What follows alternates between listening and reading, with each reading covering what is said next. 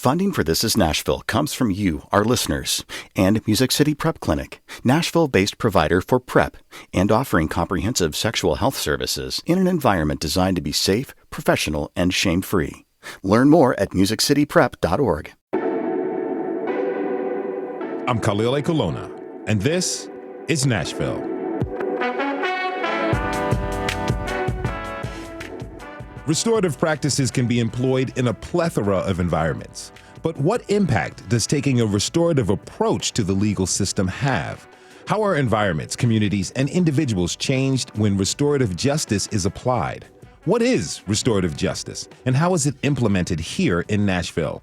My next guest has been working in restorative justice, and he joins us now. Travis Claybrooks is the founder of the Raphah Institute, a local nonprofit that specializes in restorative practices. Travis, thank you for being here today. Welcome back to This Is Nashville. Thank you for having me. Really great to have you. Okay, so give me your definition of restorative justice. What is it?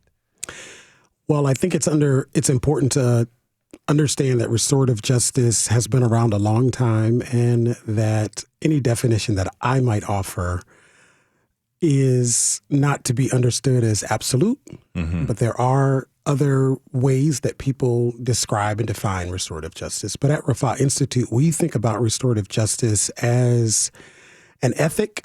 It's a way of seeing the world, a way of seeing life.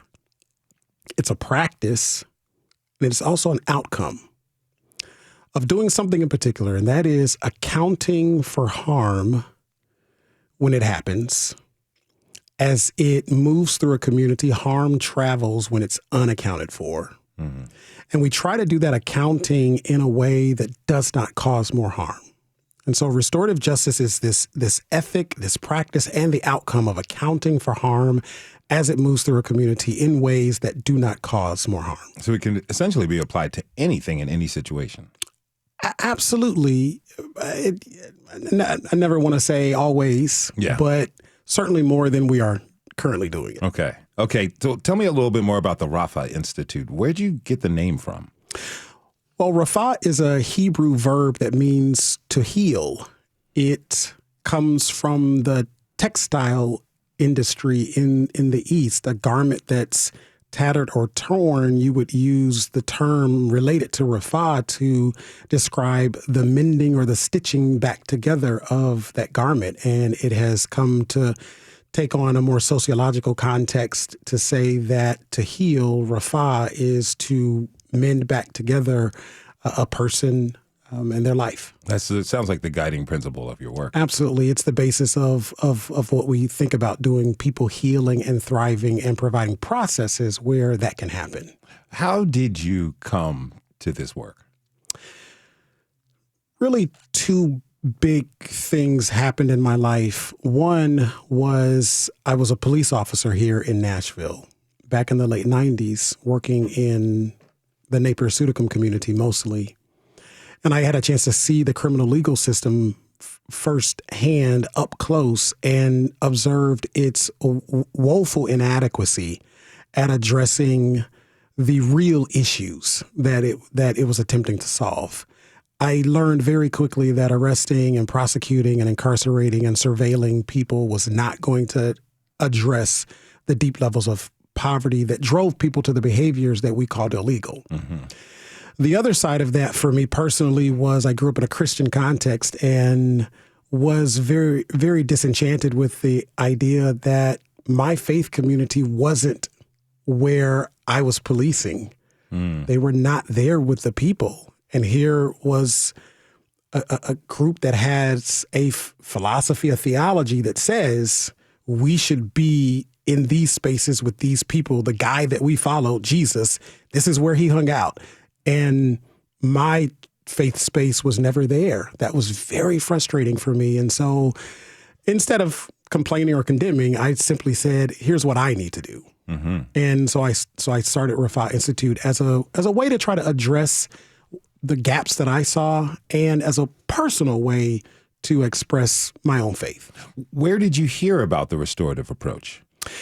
My first exposure to restorative justice was way back in the early 2000s. I was in Colorado Springs participating in a civic leadership experience, and we had a practitioner come for one of the days and facilitated a circle for us and explained what restorative justice as a concept was about. And that was my first experience with restorative justice. I didn't think a whole lot about it at that time. I really didn't know where or how it could be applied. I just didn't have any experience with it, but that was my first exposure. So when did you decide to really take on that approach, the restorative justice approach? Was it while you were doing your police work? No, much, much later. I was in pastoring here in Nashville, and we had a kind of a ministry that was working with parents of young people who were in juvenile detention. We would serve them meals after they would come from visiting their young people. And it suddenly dawned on me, hit me, that these kids were going to come out. They were going to go back to the same house, to the same neighborhood that they came from, that precipitated them going in. And then till and unless we addressed that, this would be a revolving door of parents coming in to visit their children who were incarcerated. And I said, we got to keep them from coming here in the first place. What does that look like? And I began to have some conversations with Judge Calloway, only to discover that she had already been thinking about this. Okay. And it was gasoline and match, and we got a fire. Okay. And I want to reflect back on your work as a police officer. You know, a lot of communities have a distrust of the police. They're skeptical of law enforcement's motives many times. How do you take that relationship into consideration when working with communities and the police and trying to, in the form of restorative justice? How do you ameliorate some of their concerns? Very much in the restorative spirit, you have to acknowledge what's there. You have to appreciate the distrust and why it exists. You also have to appreciate how hard it is to be a police officer. Mm-hmm. Also appreciating that every police officer is not a bad police officer. Also appreciating that the system of policing in general is not good. Mm-hmm. All of those things can be true at the same time. I could be a great person. I felt I was one. I was a good police officer, but I was working in a completely broken system that not only was broken, but it was harmful. The way we policed the Napier-Sudicum community back in the late 90s and early 2000s was traumatizing to that community. And it didn't fix anything. I never did anything to hurt anybody. At least I tried not to.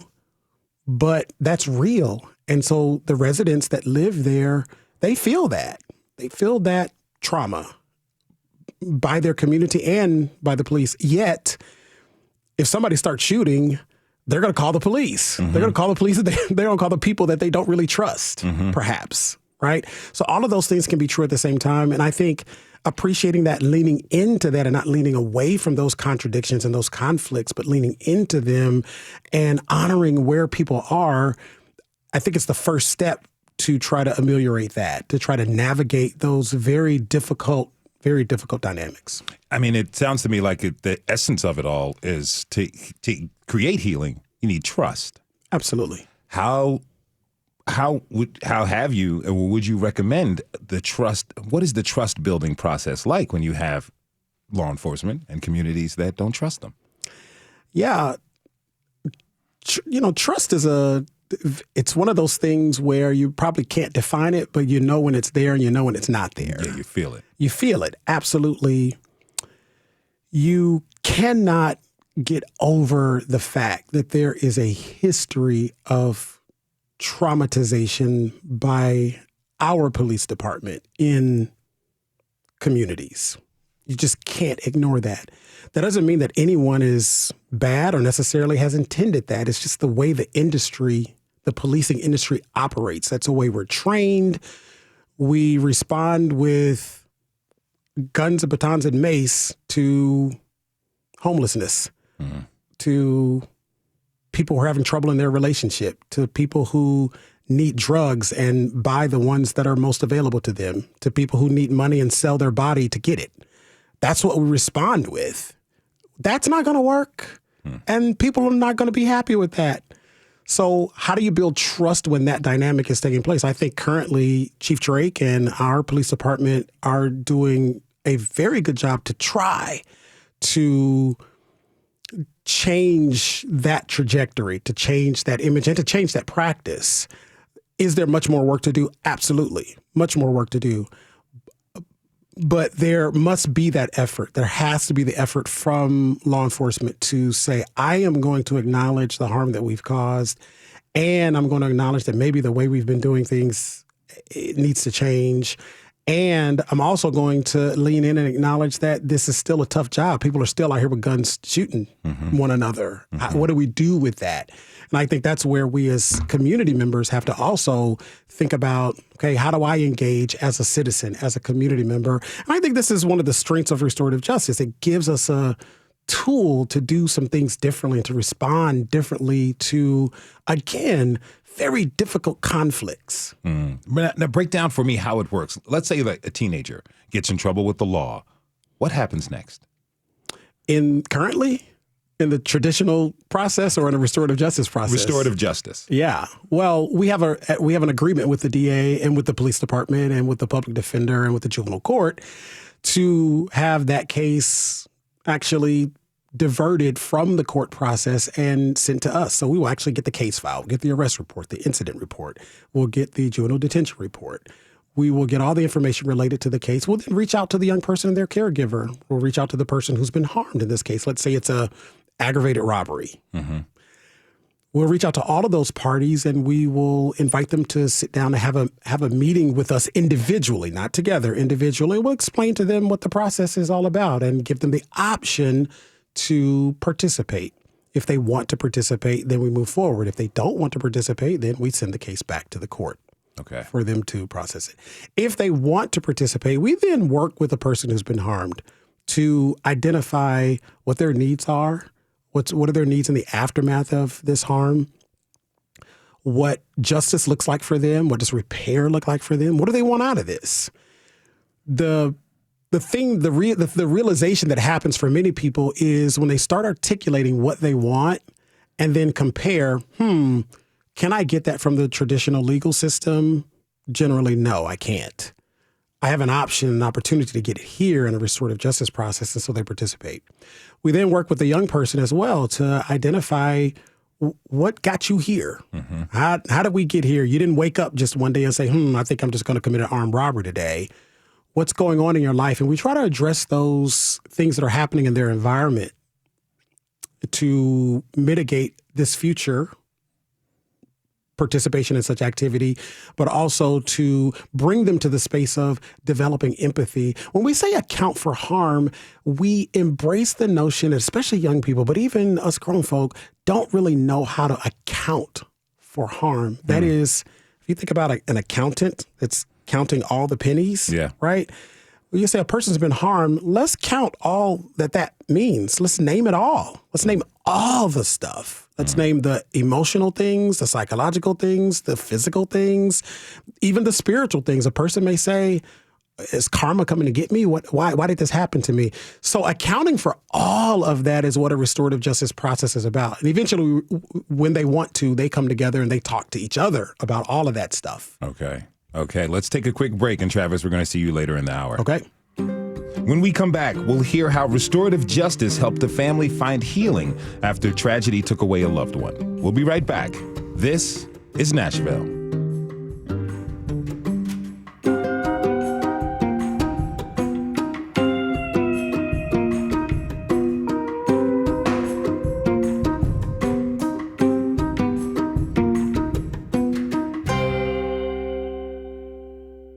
Funding for This is Nashville comes from you, our listeners, and Music City Prep Clinic, Nashville-based provider for PrEP and offering comprehensive sexual health services in an environment designed to be safe, professional, and shame-free. Learn more at musiccityprep.org. I'm Khalil Ekalona, and this is Nashville. We are learning about restorative justice, the system of healing that assists people convicted of crimes and their victims in the process of healing and finding peace. Now, before the break, we learned about the Raphah Institute, a local nonprofit. Now let's meet someone who's been through the process of restorative justice and learn how it's impacted her and her family. I'd like to welcome Dia Mimms to This is Nashville. Dia, thank you so much for joining us. Thank you so much for having me. Really a pleasure. Now, tell me this. When did you first learn or hear about restorative justice? So I learned about it through a very, very good friend of mine. We were always just talking about the community and how we could help families that were in our child care program. And she shared information about the Raphah Institute and restorative justice with me. And we were just talking about it.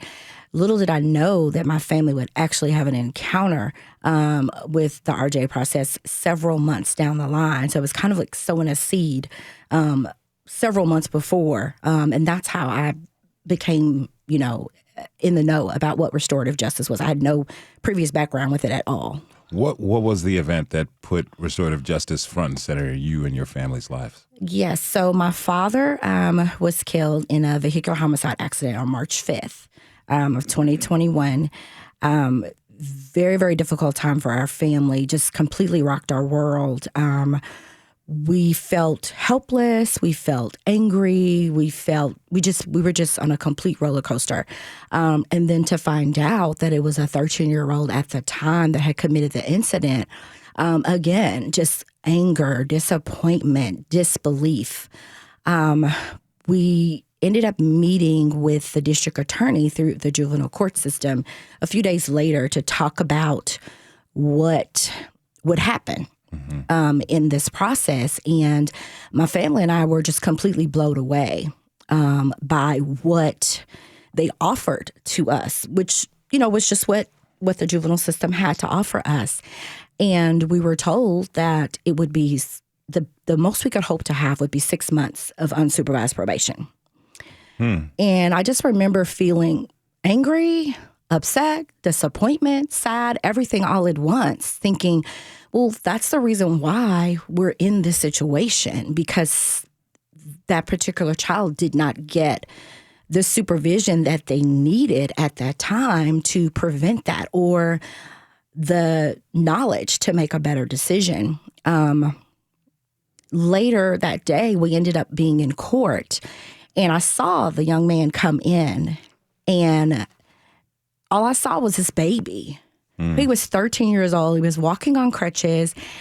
And immediately I wasn't angry anymore. I felt empathy. I felt compassion. I mean, he was about the size of my daughter, who was at the time, she's 4'9", but she's 20. She was 20 at the time. So he just looked like the size of my own child. And I just thought, wow, this is somebody's baby that just didn't have the skill to make a better decision. And so at that moment, my mind shifted from being angry to, what can we do to do something different? This just cannot be the answer. Did you talk to your family about taking the restorative justice route at that time? So not at that time. What happened was a friend of mine, she reached out to me again and just kind of said, hey, do you remember when we talked about restorative justice? Have you thought about maybe this could be an option for your family? And I'm like, well, I don't know. I have to talk to my family. And then a news reporter from Channel 2 actually reached out to me and asked if the restorative justice process could give me a call, as well as Tennessee Voices for Victims, to talk about the RJ process. So I decided, yeah, this is the right thing to do, because if we do it the way the system is traditionally set up, if he's not taught anything different, then we're going to be in the same situation. And I didn't want any other families to feel what my family was feeling at that time.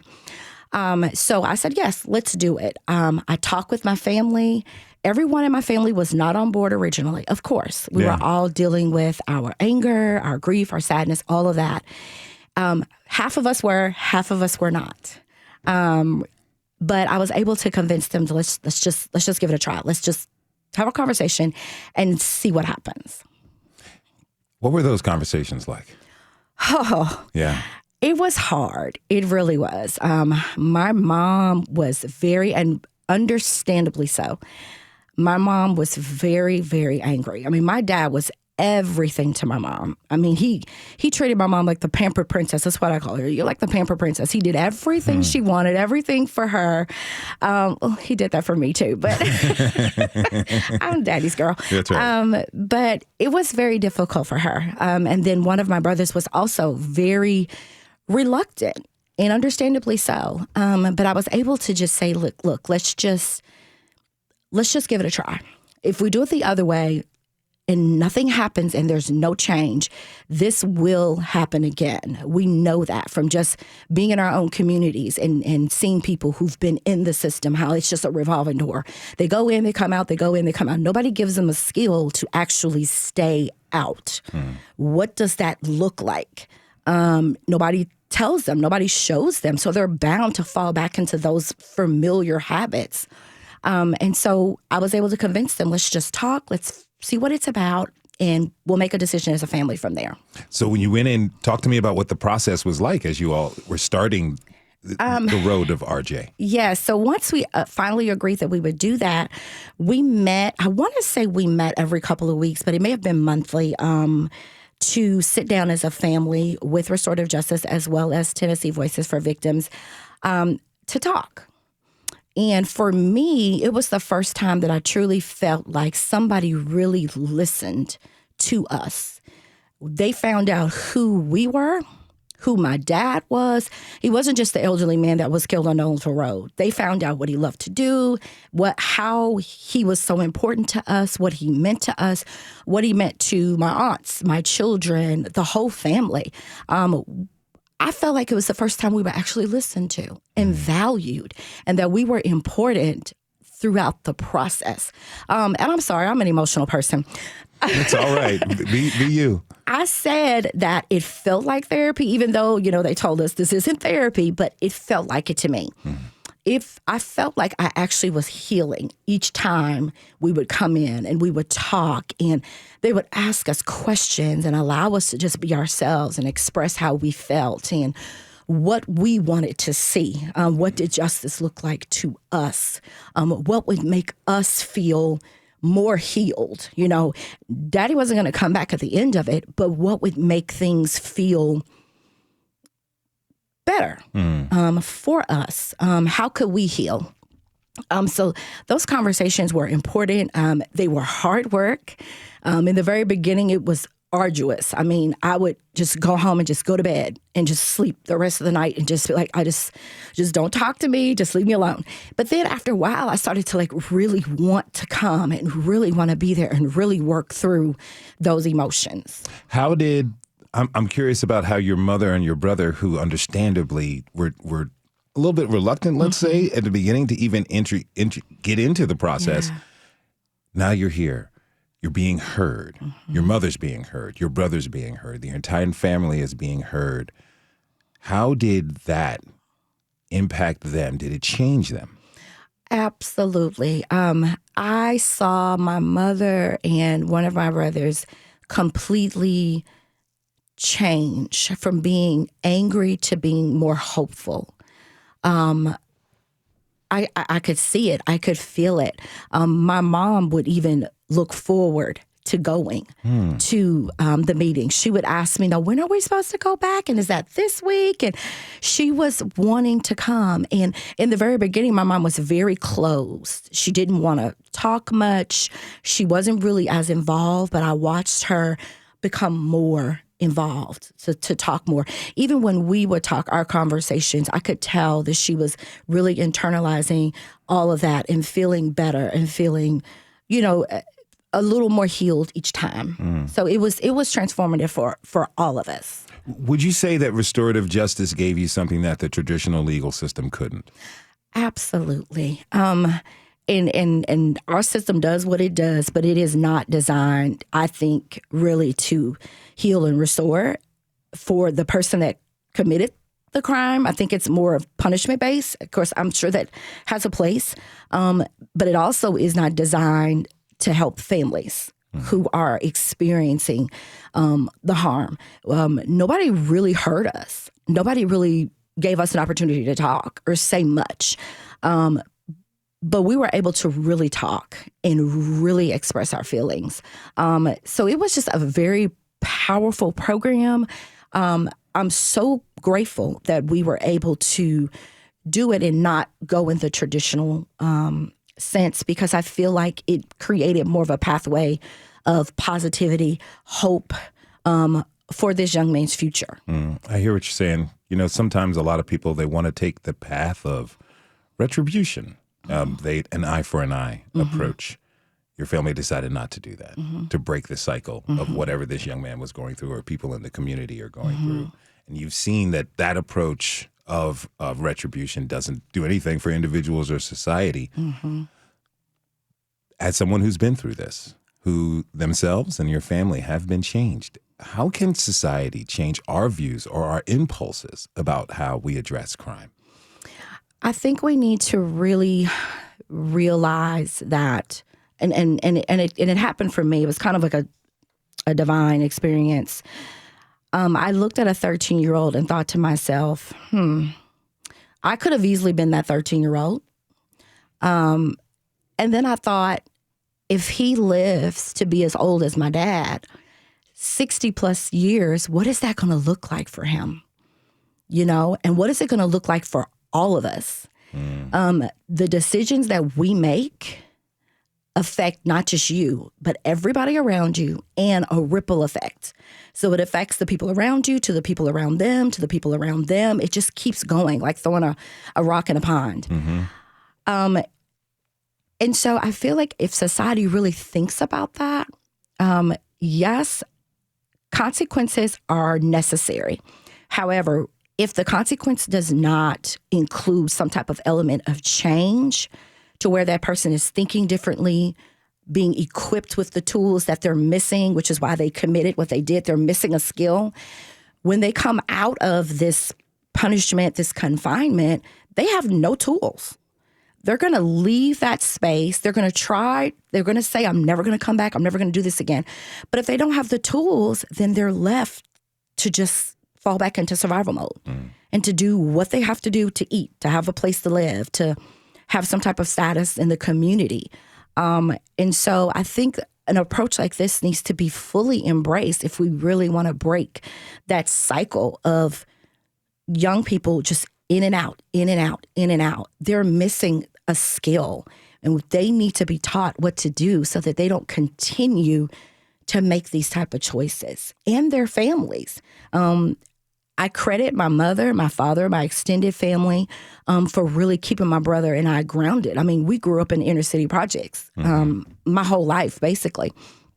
And it was my strong family unit that kept us going, our faith in God and my family.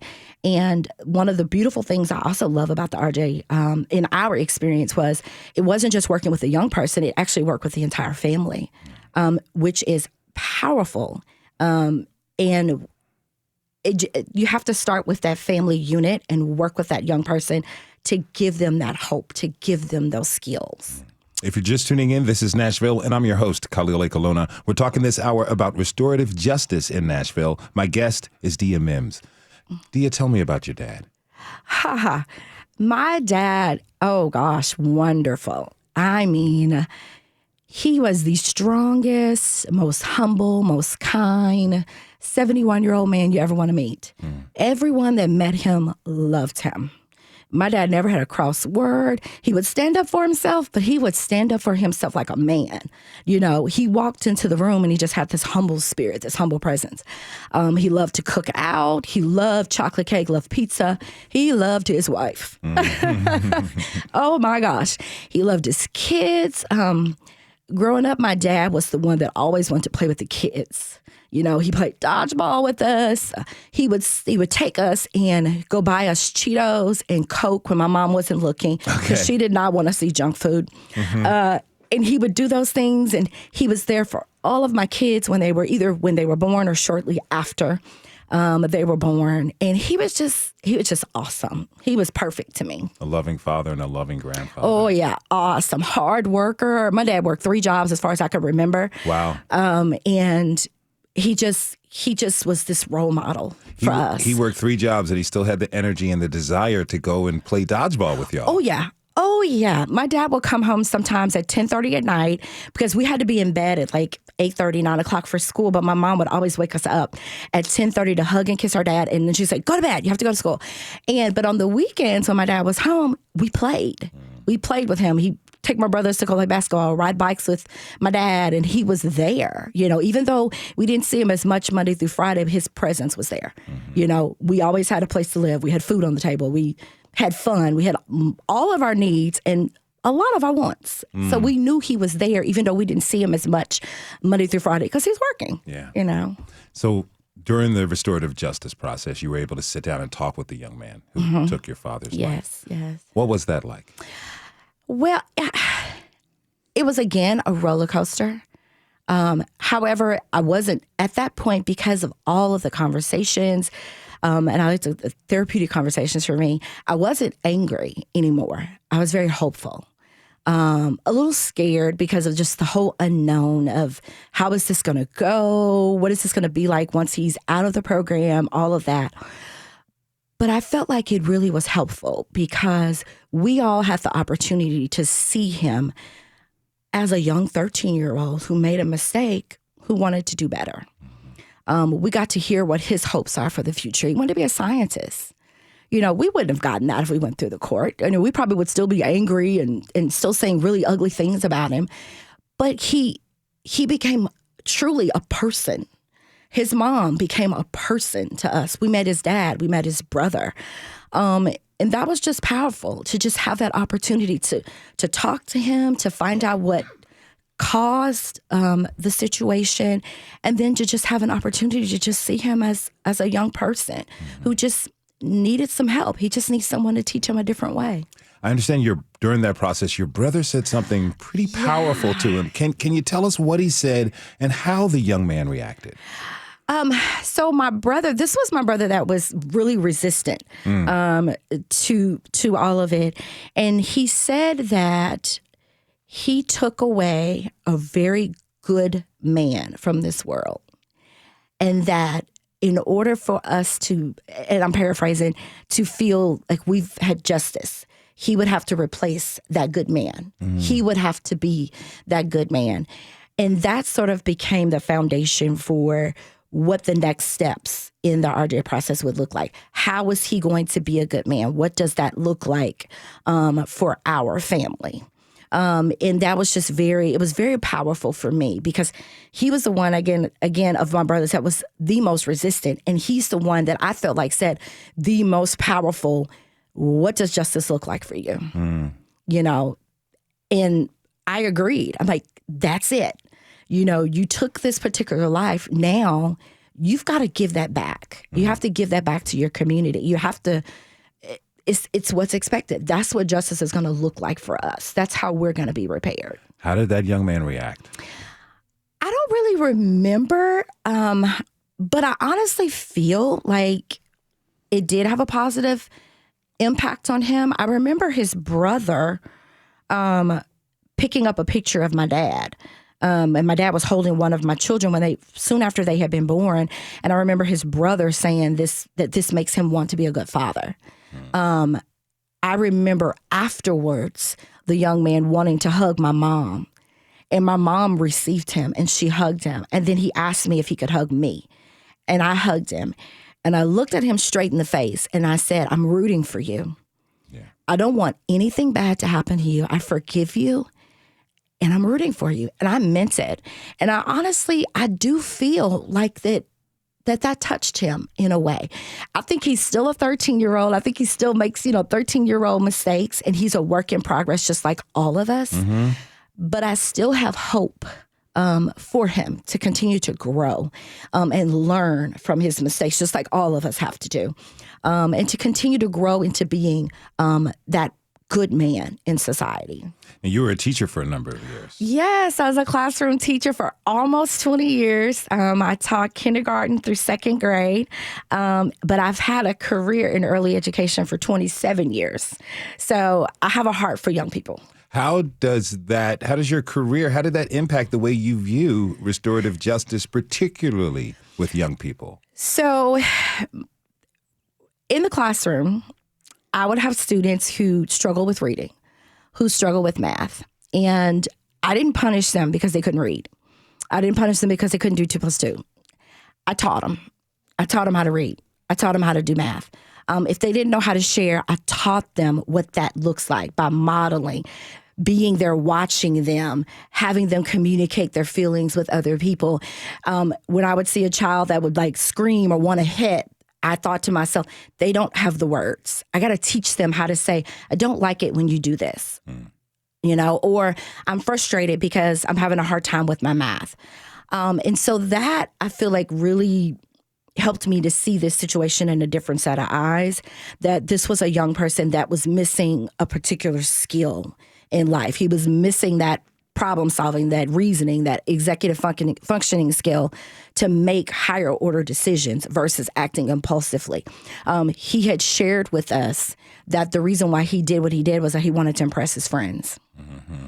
And so that also touched me to say,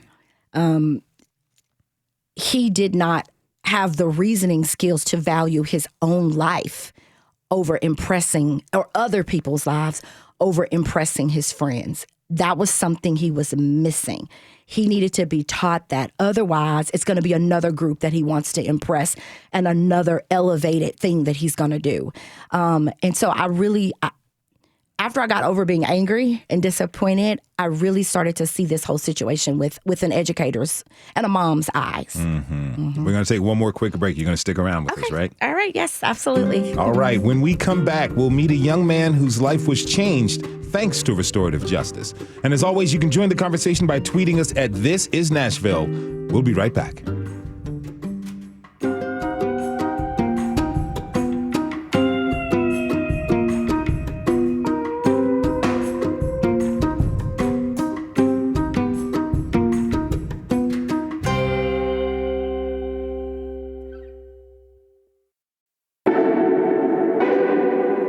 I'm Khalil A. Colonna, and this is Nashville.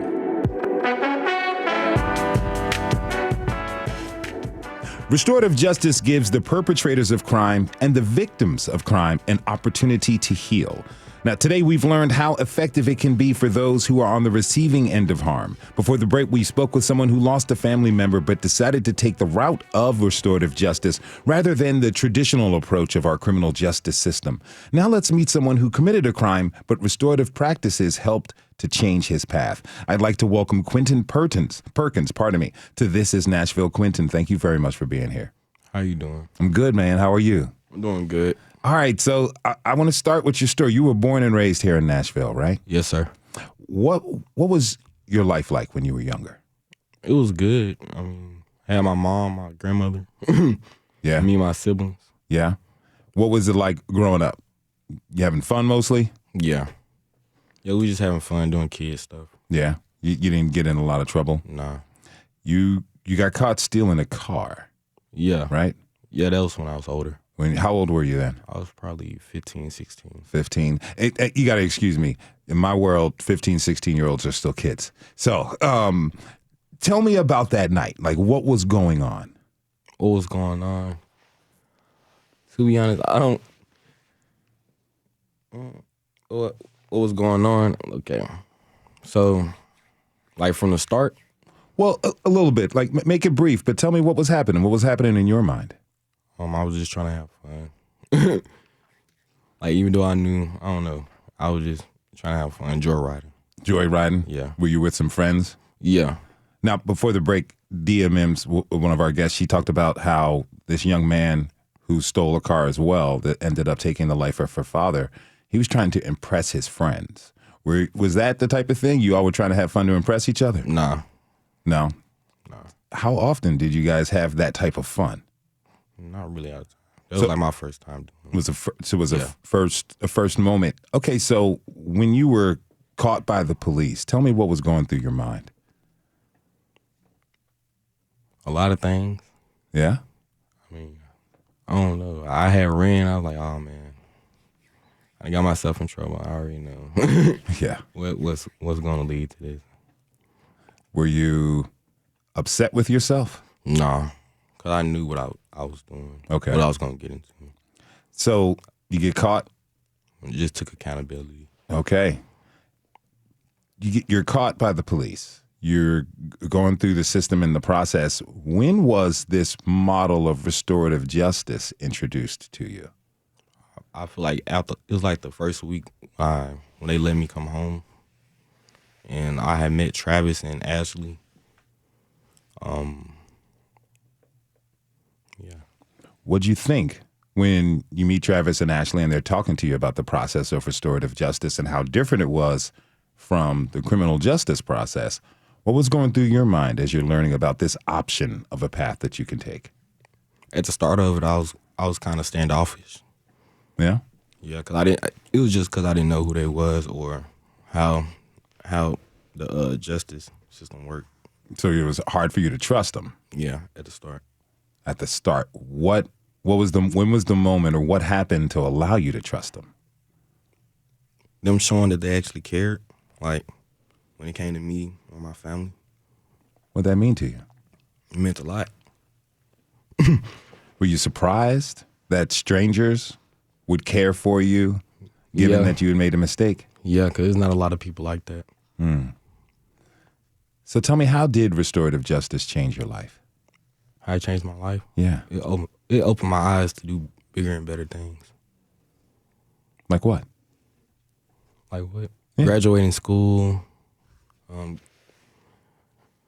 Graduating school, staying out of trouble, working, to be honest. Mm-hmm. That's really all. Yeah. If you're just tuning in, this is Nashville, and I'm your host, Khalil Ekolona. We're talking this hour about restorative justice. My guest is Quinton Perkins. Now, I understand you're a father right now, right? Yeah, I got a daughter and I got a son on the way. You have a daughter and a son on the way. Congratulations. Tell me about what you want for their futures. I want their future to be better than mine. Yeah. Like, I want them, like, to go above and beyond. Before you came into the restorative justice process, did you think about having kids and the kind of life you wanted for them? No. No. No. So how? I was still trying to figure myself out. Yeah. Grow up. Like, if I wanted to go to school after I get out of high school. How old are you now? I'm 22, finna be 23 in July. Okay. So you're a young man entering into the world who have 2 kids on their own. As you reflect back to where the path and how things could have been for you, had you not been introduced to restorative justice, what do you think? Do you think, wow, I got lucky? Wow, I've been blessed? Wow, I have a responsibility to be a particular way for the community? I feel like I was lucky to meet these people because they helped me out a lot. Yeah. Like I said, open my eyes to do better and improve.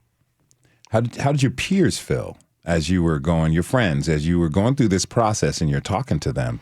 I really never really just talked about it with my friends because like when it came to it, they not my family. They not my mom, my grandmother, and my siblings. They ain't really had nothing to do with it. How's your family feel? How did the family feel in seeing the change happen in you? They told me I was doing better. Yeah. Just keep going the same way. Keep going, taking the same path. Did that feel good to you? Yeah. Have your family give you that type of support? Yeah. Now, Travis Claybrooks, from the Raphah Institute, and Dia Mimms are still with us.